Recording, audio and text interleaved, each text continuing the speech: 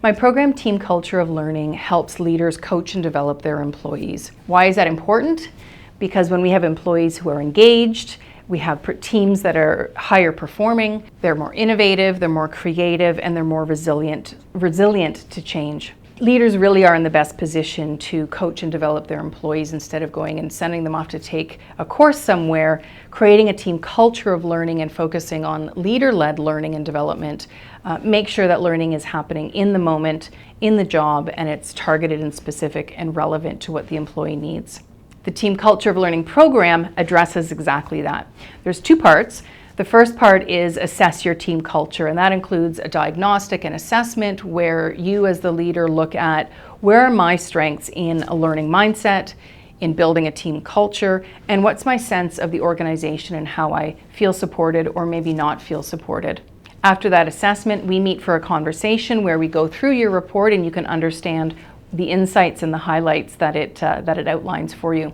Finally, there's a workshop component where you meet with your team to look at how do you respond versus how does your team respond, and then we can see where are the places of alignment and where are the places of difference, and then that highlights where should we focus. So out of that first part, we come out with personalized reports and a plan for where should we really focus so that you can build a team culture of learning. The second part is build your team culture, and that builds obviously from the first workshop, but then identifies, okay, what's the development plan for you as a leader to work with your team to start shifting some of the areas that you identified. So it could be there are places where you're a little bit weaker and that you want to improve.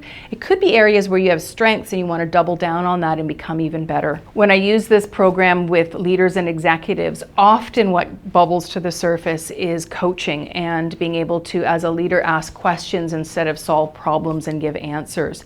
And it's two-part. Either leaders feel like they don't have the coaching skills and they're not comfortable, or they feel comfortable doing it but they're not finding the time somehow to do it because, like everybody, they're really busy. So that could be an area that you identify and that your team identifies that you want to focus on. I also recognize that building a team culture of learning isn't an event. It isn't just a diagnostic and workshop and a couple of courses, that it's a process and it takes time. When you're ready, I'd love to join you on this journey. I'd love to help you map out where you should focus first and be alongside you as you build your team culture of learning.